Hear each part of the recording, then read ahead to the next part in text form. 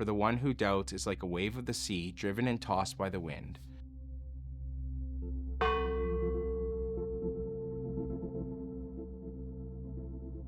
I would say that this endeavor, adventure, whatever we want to call this, is a step in decisiveness, but it's also I would say it's a muscle.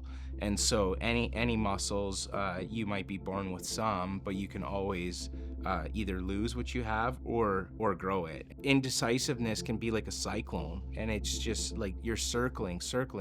It kills all momentum, and when momentum's dead, it's very hard to start moving. One of my favorite sayings is from Napoleon Hill, and it goes something like this: successful people make decisions quickly once all the knowledge is available, and change their minds seldomly. Unsuccessful people make decisions slowly and change their minds frequently. And so I think right there, that quote talks about the difference between decisiveness and impulse. So we have James 1:5-8. If any of you lacks wisdom, let him ask God, who gives generously to all without reproach, and it will be given to him. But let him ask in faith with no doubting, for the one who doubts is like a wave of the sea, driven and tossed by the wind. For that person must not suppose that he will receive anything from the Lord. He is a double-minded man, unstable in all his ways. It's one of my favorite passages in the Bible, because James is talking about this whole concept of asking for wisdom, but then not doubting God, because when we doubt, we can be double-minded, which creates so much instability throughout our whole life. It will take a lifetime to really master the art of being decisive, hearing God's voice, asking for wisdom. Like it's quite a process, but it's actually simple. Being double-minded is that back and forth. Maybe not. Maybe should I not? And James is talking about how destructive that is to your mental health, to everything. Like the lack of peace that I feel when I'm indecisive is incredible. Usually it takes me a little bit of time to figure out, like, okay, what's wrong? Why am I'm frustrated, I'm angry, I'm agitated, I'm not at peace inside. Like what's the matter? And for me, it's one of two things. So one, I've either let unforgiveness settle in my heart towards someone, so bitterness or unforgiveness, that's a different topic. But if it's not that, it's usually that I'm sitting on decisions, I'm circling back on decisions, and I'm not making a decision, and I'm unsettled because of it. Because there's something about just make the decision, move forward, and then just go with it. And if you have to pivot, you pivot. How do you develop the muscle of decisiveness? I would say there's a simple kind of check mark type thing you can go through. I think if you have all three of these working in harmony, you will make good decisions. And so those three are kind of a logical, moral, rational response. So kind of just your real life, like, does this make sense? If you got this concept, well, I'm trying to decide, you got a really good construction company going, and you're trying to decide if you should open up a tea shop. That probably doesn't go in the rational response. If you're trying to figure out if you should make a decision on opening your company in the Bahamas so that you can sell drugs easier, we're like, those just they're irrational, and it doesn't make sense. It's not moral. Like there's some certain qualifications that should be the easiest box to check of the three.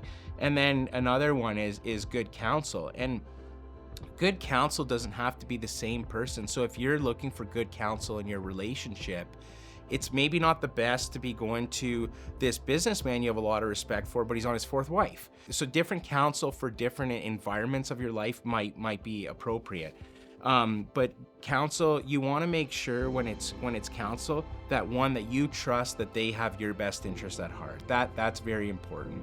I would also suggest with counsel that they're in alignment spiritually with you. That will help.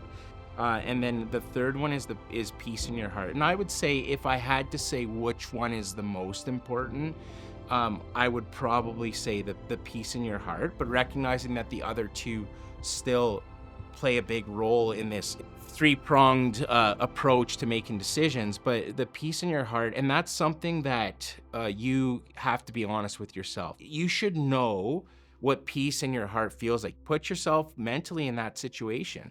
Put yourself in the, hey, if I am looking at buying a business and I just think down the road, like, oh, in 2 months. So I'm kind of putting myself mentally through what it will look like, my idea of what it will look like to be operating this business and running it. How does that feel? Are you excited about it? Or is it just the thought of it, it's gonna like draining? Like there's certain characteristics that will come with peace in your heart that are kind of obvious, but you have to be open to them.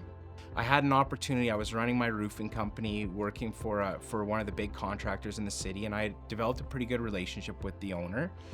And they had started like this little offshoot company that did bin service for the roofing company. But he had said to me, like, if you buy these bins for me, like, you'll always have my business. And so I was back and forth. It was 52 grand at the time. I was early, like maybe 24 years old. So that was a big amount of money for me. I could barely scrape it together. I was interested, but I was still on the fence. And so I go to my buddy's birthday party, and his parents were in town from Ontario. His dad was in construction. And he said, oh, my son tells me you're in business. How's it going? And somehow I ended up bringing this opportunity. And I said, I got this opportunity to buy this like small bin company, and this is the situation. It's a little overpriced and this and that.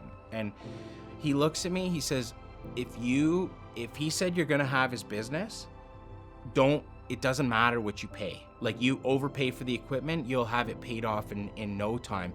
The important part is having his business. And he said, do you trust the guy? I said, absolutely. I've worked with him for a long time. I trust him. And he said, then do it. And that was again, I was on the fence, and that was the counsel I needed at the time to go. And then I went, I made the decision. It was the best decision I've ever made, or one of the best decisions I've ever made. There's this Japanese proverb that I love, and it says, the best time to plant a tree was 20 years ago, and the second best time is today. And I think that one, it's so simple, but it talks about if you are, oh, well, if I would have done it 20 years ago, yeah, that was the best time. That's a fact. You didn't do it 20 years ago. So don't get 5 years from now and say, well, if the best time was 25 years ago, or I should have done it 25 years ago. So it's very like living in regret can actually hinder you from moving forward. So we don't want to just take experience and completely throw it out the window, but you also don't want to live in the regret. You want to learn from it, but move on. And sometimes that includes having to forgive yourself. Fear is the opposite of faith, and faith and trust are kind of one and the same. The enemy wants us to make decisions out of fear, and fear's talked about 365 times in the Bible. There's some version of don't be afraid, do not fear, 365 times in the Bible. That's also the number of days in a year. And so we look at that and think, like, God knew how much fear was going to play into our everyday lives. It's why it's spoken about so much throughout the Bible. So nobody wants to fail. So there's a definite fear of failure. It could be fear of judgment, especially if the decision is unconventional.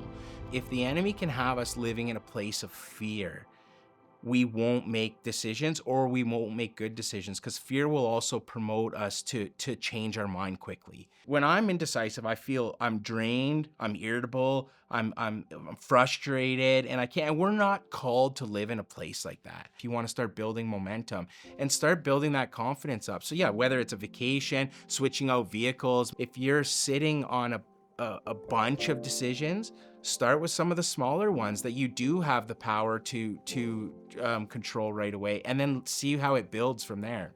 You have a long list of things that you need decisions on going forward.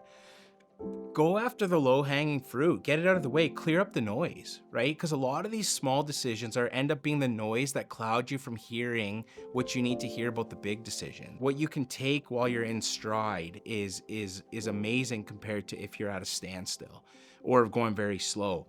And so in business, when we talk about in business, you will never have a year where nothing goes wrong. But if things are going, if you're having a good year, you're moving forward, there's excitement around it, you got this thing, people want to join your team, there's excitement among your team, the problems that you can solve are phenomenal compared to a team that's burnt out.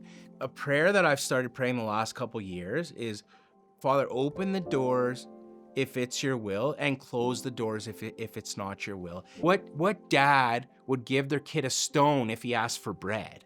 And so we take that as a concept and say, if you're earnestly asking God for wisdom, God, I want to do your will. There's two paths in the road. They both look logical. Either one could work. But I just want your will. Close the door you want closed and open the one you want open, and just wait and see. And I think that's such a powerful prayer, because a lot of times that closed door is has as much consequences, like positive consequences, as open doors. If any of this has resonated with you today, I would say my challenge for you is just take one of the decisions and start making a decision today.